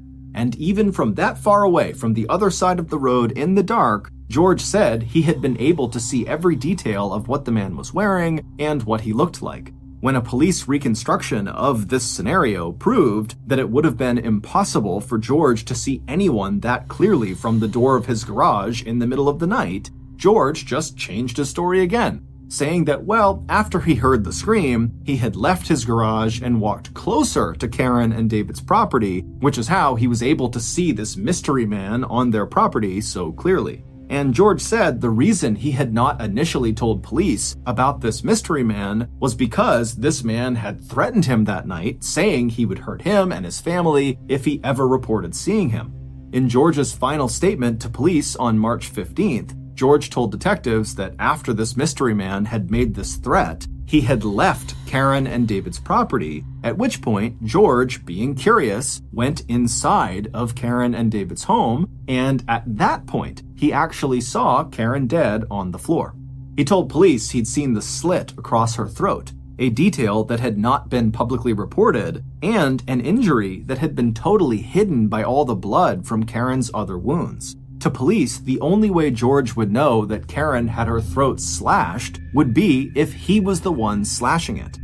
And even though the police had no actual proof that George had committed this murder, police suspicions deepened after they interviewed George's first wife. According to George's ex, during their year-long marriage, George had at times been violent and aggressive, like the time he had locked his hands around her throat and started to strangle her. She also described his habit of leering at women and looking constantly at pornography, as well as his overtly racist observations about African Americans. But it wasn't until Detective Tosi asked the FBI to run an analysis of the partial footprint left on the bathroom tile near Karen's body that police finally had the physical evidence they needed to link George to Karen's murder. Where the state crime lab had failed to come up with an image clear enough to match prints from potential suspects, the FBI had succeeded. And the bloody heel print on the bathroom floor, as well as the bare footprints left in the blood-soaked carpet, were an exact match to the footprint belonging to George Lewis, the man police now also suspected might be Gulfport's mystery prowler and Peeping Tom. On March 15, 1985, Detective Tosi arrested George for the first-degree murder of Karen Gregory. After a lengthy trial and appeal, during which George testified on his own behalf that he had nothing to do with Karen's death, George was found guilty of both first-degree murder and sexual battery. And on June 2, 1989, 5 years after Karen Gregory's brutal rape and murder, 27-year-old George Lewis was sentenced to life in prison. 1 year later, in June of 1990, George's wife, Glenda, filed for divorce and sole custody of their 2 children. As for David Mackey, he moved out of the home he had shared with Karen and settled in Tampa, Florida, where he continued his career providing assistance and counseling services to veterans. George Lewis would die in prison in 2015. He was 52 years old. We'd like to give a special thanks to author and journalist Thomas French, whose series of newspaper articles and his book, Unanswered Cries, A True Story of Friends, Neighbors, and Murder in a Small Town, were our main sources in creating this episode.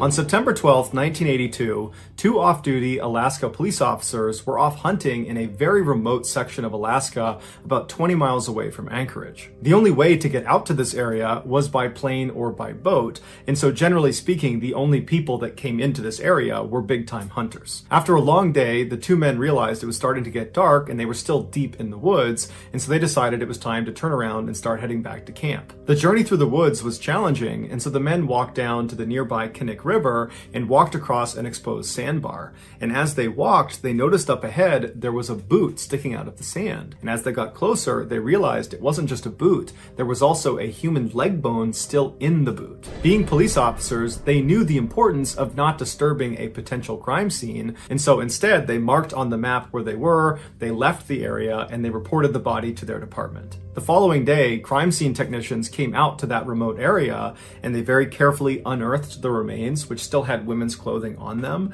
And then afterwards, they began searching for evidence in the area, and eventually they discovered a single shell casing that was a .223 caliber round, which is a common caliber for hunting rifles. The remains were sent back to the lab for an autopsy, and it was revealed this person was a female and she had most likely died at least 6 months earlier. And she had almost certainly been the victim of a homicide because she had died from 3 gunshot wounds. Also during the autopsy, it was discovered that there were no bullet holes on any of her clothing, and so it appeared that she had been shot without her clothes on, and then her killer presumably redressed her. Also, they found a hospital bandage wrapped up in her clothing that appeared to have been wrapped around her head, leading some to speculate that she had been blindfolded before she was shot. A couple of weeks after the autopsy, dental records came back and they identified the body as belonging to 23-year-old Sherry Morrow. Sherry was an exotic dancer from Anchorage who had been reported missing 10 months earlier. In her missing persons report, it was stated that the last thing she told her friends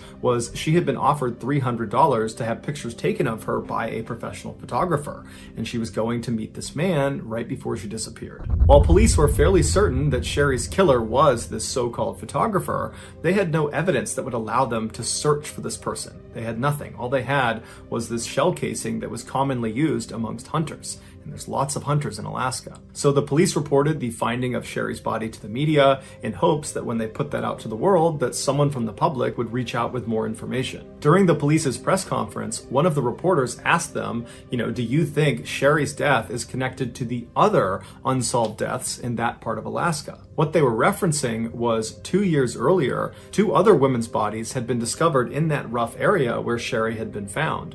One of the women was so badly decomposed there was no way to identify her. However, it was revealed she was probably in her late teens or early 20s. The other woman was able to be identified. It was 24-year-old Joanne Messina, who was an exotic dancer from Anchorage. But there was virtually no evidence at either of the 2 women's grave sites, and so their deaths remained a mystery. Publicly, at this press conference, the police told reporters that they did not believe Sherry's death was connected to those 2 other women. But privately, some officers had their suspicions. Not only had these 3 women met similar fates in a similar area, but over the past couple of years, there had been a significant increase in missing people out of Anchorage, Alaska. And most of these missing people were young women that were either exotic dancers or prostitutes. This convinced many officers that they were dealing with a serial killer, but there just wasn't any evidence to actually prove it, so they couldn't come out and say it publicly. Over the following year, no new information came out about Sherry Morrow or the other 2 deceased women that had been found in that same area, and so all 3 of their cases just continued to languish. Meanwhile, more and more exotic dancers and prostitutes were going missing out of Anchorage, and no one knew why. Then, on June 13th, 1983, the police got a break. Early that morning, a man driving a truck turned onto a quiet Anchorage highway, and as he was making his way down the road, he saw up ahead on the side, there was this woman running towards him, screaming with her hands over her head, and she wasn't wearing pants or shoes. And so obviously he knew something was wrong, and so he pulled over, and as this woman is charging up towards him, he notices she has a handcuff on one of her wrists, and she appears to be a lot younger than he initially thought. She's probably in her late teens. And so she comes running up to his car, he unlocks the passenger side door, she flings herself inside without even asking for permission, she slams the door behind her, and then ducks down to keep her head out of the window like she's trying to hide from something out there. Now this man looked out and he didn't see anyone or anything, but he wasn't going to wait around for whatever it was she was scared of, and so he just made a gut decision to take this girl away from here. And so he peeled off and drove down the road, and the girl, who was very shaken up, couldn't even tell this guy what was going on. She just asked him to please drop her off at a nearby motel, and the man didn't ask any questions. He drove her to the motel and he dropped her off. The girl ran inside and up to her room, and when she ran inside, the motel receptionist sees this girl running in. I mean, she doesn't have her pants on, she's got a handcuff on, she looks terrified, and so she called the police. A few minutes later, the police showed up. They went up to this girl's room. They knocked on the door. The girl opened it up and she was obviously very scared, and she allowed the police inside, and she told them her name was Cindy Paulson and she was 17 years old. The police recognized this girl is terrified. She's not a threat. And so they removed the one handcuff that was still on her.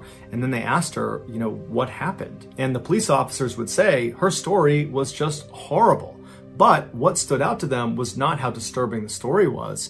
It was how composed and brave this girl was as she told it. This is her story. The night before, Cindy was working the streets of Anchorage. She was a prostitute, and a car pulled up, and inside was this wiry, bearded guy with glasses who seemed kind of slight and harmless, and he asked to buy her services. And because she didn't view him as a threat, she agreed and hopped in his passenger seat, and as soon as she sat down, he reached over and put a handcuff on one wrist, and then drew a gun on her and told her to be quiet. And then he drove her to this fairly nice neighborhood, pulled into a driveway, he got her out of the car and led her into this house, and he brought her along downstairs into the basement, where as soon as she got down there was a dim light, and she saw there was a chain swinging from the ceiling. And he strung her up onto that chain, and for hours he assaulted her. And then after he grew tired of doing that, he told her he was going to go take a nap, and when he came back, they were going to leave this house and go out to his cabin in the woods. At this point, she begged him to let her go, but he really didn't care. He just told her that if she made any noise or tried to escape at any point, he would have to kill her.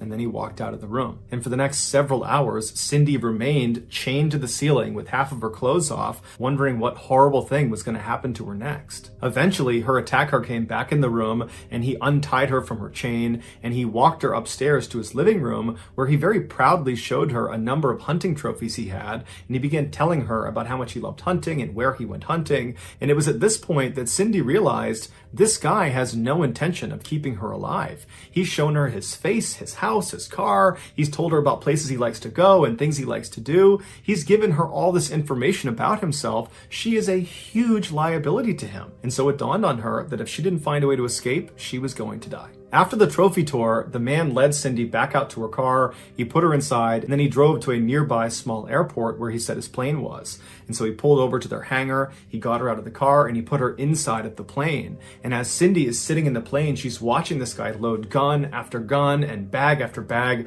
of what looks like military supplies into this plane. And so she knows that this is the moment. I have to escape right now, because as soon as this plane takes off, I'm done for. And so at some point when this guy went over to his car to get something, and his back was turned to her, she jumped out of the cockpit of this plane, she fell to the ground, she got up and just began running out of the hangar. And she managed to get out of the hangar and began turning the corner and running towards this forest right as she hears this guy charging after her, screaming that he's going to catch her and kill her. And so she just keeps running for her life all the way into this forest, all the way to that highway, before she finally stopped and turned around and she saw the man had stopped following her. This is when she went onto the highway and she flagged down the guy in the truck who brought her to the motel. The police were shocked by her story. It sounded totally unbelievable, but she was so genuinely scared and so detailed that they believed her. And so they told her they would have to bring her to the hospital, and on their way to the hospital, she demanded they go back to that airport that she had been held at so she can try to identify the hangar she had been in, and hopefully the plane would still be in there. And so the police comply, they go into the airport, and Cindy points out the hangar she believes she was in. And when they get there, the plane she had been on was still there, but the man, her attacker, was not there. And so the police got out and they began taking down notes about the plane, its different tag numbers and what it looked like. And while they're standing there, the security guard from the airport came over because he saw the police cars, and he told the officers that the night before he had seen the owner of the plane they're looking at acting very suspiciously with something inside of his car. And so on a hunch, he had recorded that man's license plate number, and he gave that number to police. And so the police were able to use that license plate number and some of the numbers on the plane to figure out who owned both vehicles. And it was a local man named Robert Hansen who owned a very successful bakery downtown. After dropping Cindy off at the hospital, the police officers decided to pay a visit to Robert Hansen at his house. When they got there, Robert was actually pulling into his driveway right at the same time, and they saw his car matched the description that Cindy had given of his car.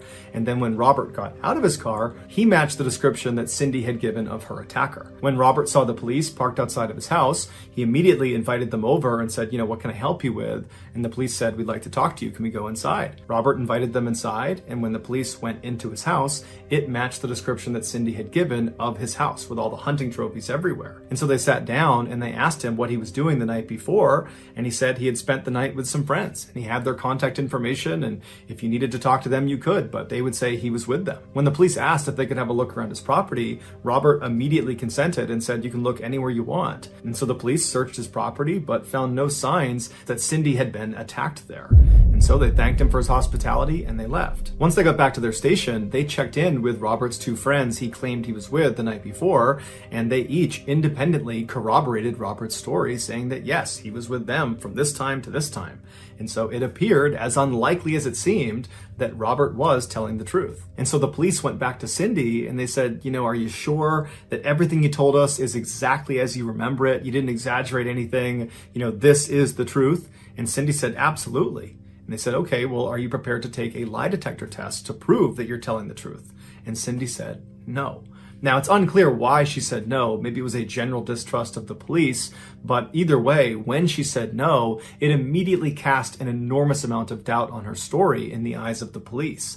And when Cindy started to pick up that the police really didn't believe her anymore, she got spooked and just left town. And after that, her case and Robert Hansen were largely forgotten about. But 3 months later, on September 2nd, all of that changed. On that day, a construction crew was doing some work on a backcountry road not far from where those 3 women's bodies had been found. And at some point, one of their machines uncovered some human remains. The police were called in, who pulled up the rest of the remains. And then, just like in Sherry Morrow's case, when they looked for evidence around this new body, they found a single shell casing from a .223 caliber round. The remains were brought back for an autopsy, where it was determined that the body was female and she had died from several gunshot wounds. Using dental records, they were able to identify this woman as being 17-year-old Paula Goulding, who was an exotic dancer who had gone missing 5 months prior from Anchorage. The police sent the .223 shell casing found in Paula's gravesite, along with the other .223 shell casing found in Sherry Morrow's gravesite, to a lab to be analyzed. And it was quickly determined that both of these rounds had been fired from the same rifle, and therefore both women had most likely been killed by the same person. This was the moment the police knew they were dealing with a serial killer, and many police officers wanted it to be Robert Hansen. He seemed like the guy, but he had a rock-solid alibi and they had no hard evidence against him. And so without any other suspects, the police turned to a famous FBI profiler, a guy by the name of John Douglas, and they asked him to build a profile of who he think killed Sherry Morrow and Paula Goulding. And when John's report came back, the police were shocked. The profile described a man in his 40s who blended in easily with society. He was well-liked and got along with people and was just a normal guy. And he was successful, probably because he owned a successful business. He was an avid outdoorsman and hunter, and he most likely had a significant speech defect, like a lisp or a stutter. The profile was perfectly describing Robert Hansen. And because of John Douglas's prolific success in correctly identifying killers based on his profiles, when a judge saw this particular profile and saw how neatly it lined up with Robert Hansen, he gave the FBI a search warrant for Robert's house. And this time they would find very damning evidence, like a map of the local area. It was a hunting map, and on it there were 37 X's marked off. And some of those X's coincided with the same area where those 4 women's bodies had been found. They also found a .223 caliber rifle, along with a bag of women's jewelry that contained a necklace belonging to Sherry Morrow. As the FBI was carrying evidence out of Robert's house into their truck, a neighbor walked over after seeing all the commotion, and she walked up to one of the agents, and she was very skittish and anxious, and she said, my husband, he's friends with Robert, and he recently pretended to be an alibi for Robert. He had no idea how much trouble he was in, and I certainly didn't know, but I want you guys to know that my husband was lying. He was not with Robert on the night that he said he was. This was the proverbial nail in the coffin for Robert Hansen, because now, without this alibi, he had nothing to hide behind. And so when the police approached Robert with their overwhelming evidence against him between what they found in his house and this now recanted statement from his former alibi, Robert said, okay, I'm going to confess. But there was a catch. He was only willing to confess to murdering the 4 women whose bodies had already been found by police. Now, the police knew Robert had almost definitely killed more people, and so at this point, they just wanted to know who the other victims were and where they were. And so they offered Robert a deal where he would confess to those 4 murders and then give additional information about other victims, where they were located, who they were, what happened to them. In exchange, they would not prosecute him on any other victims he named. And so Robert agreed to these terms, he signed the deal, and then he gave a full, horrifying confession. He said he would drive around Anchorage at night and look for young, vulnerable women that were all alone. These were usually prostitutes out on the street, or they were exotic dancers he would try to befriend inside of clubs. And when he approached these women, he would tell them he was a professional photographer and he thought they were beautiful and he wanted to take photos of them, and he would pay them for the photo shoot. And many of these women were aspiring models and they were really excited at this idea, and so they would agree to go. And so Robert would tell them to meet him the next day at a particular location, which was usually a fast food restaurant, and Robert would show up much earlier and he would hide in his car and he would wait to see when they showed up if they were alone or not. And when he saw they were alone and they had no one to help them, he would drive up and he would ask them to get in his car. What these women couldn't see was on the inside of the passenger side door was a handcuff that was already latched on to the door itself, and there was an open cuff waiting for them as soon as they got in.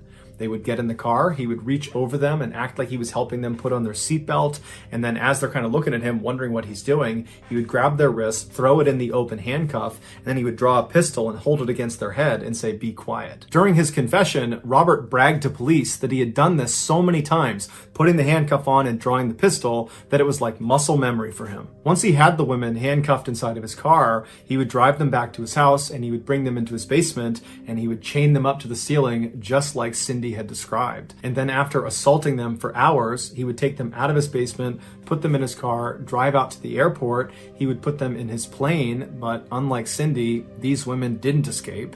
And he would take off and he would fly them out to his cabin, which was not far from where those 4 bodies had been found. Once he got the women into his cabin, he would undress them and put a blindfold on them, and then with their handcuffs still on, he would assist them out the front door and tell them to run. And they would take off as fast as they could into the woods, running into trees, falling over, but just running for their lives, believing their ordeal was now over. They just had to get away from this guy. But what they didn't know is their ordeal was just starting.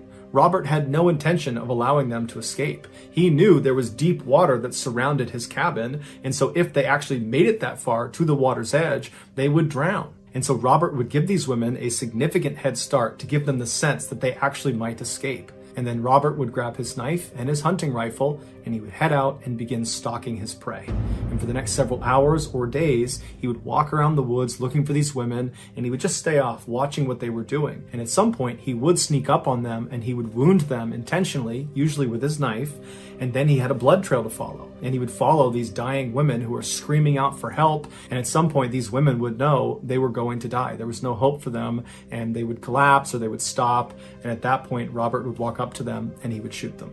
Afterwards, he would remove their handcuffs, he would redress them, and then he would bury them in a shallow grave. Before he was carted off to prison to serve a life sentence without the possibility of parole, he was brought out by authorities to help identify where other grave sites were in that hunting area. But he was only able to find 8 additional victims because he would go to different grave sites and the remains would not be there anymore, most likely because animals had ransacked the area, or he just simply forgot where it was, or he didn't want to share any more information with police. Robert never confirmed if all 37 of those X's on that map that was found are actual sites of victims that he buried. But investigators say that's exactly what they were, and in fact, many believe there are other maps with more X's on them. But the police could only confirm 17 victims. If there were more, we probably will never know, because in 2014, Robert died in prison and he took those secrets to the grave. So that's going to do it, guys. If you found the secret in today's episode, let us know in the comments what it is and where you found it. So give us the timestamp. And if you're shadows fold around the memory of a love that wouldn't die.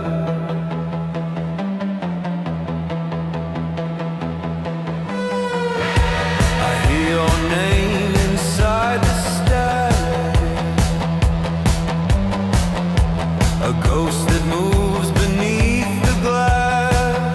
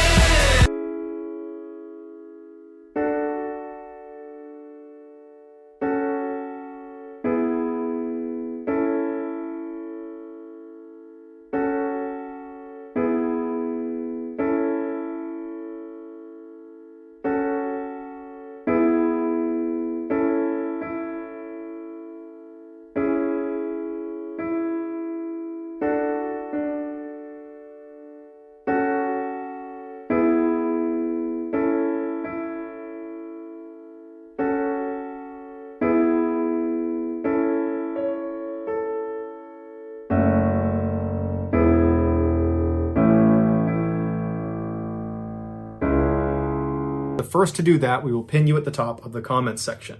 If you got something out of today's video and you haven't done this already, please secretly teach the like button's parrot to scream obscenities every time the like button is on a work call. Also, please subscribe to our channel and turn on all notifications so you don't miss any of our weekly 3 or 4 video uploads. If you want to get in touch with me, you can direct message me on Instagram or on Twitter. My username for both platforms is the same. It's JohnBallen416. I also have a ton of content over on TikTok where my username is MrBallen. I also have a second YouTube channel called MrBallen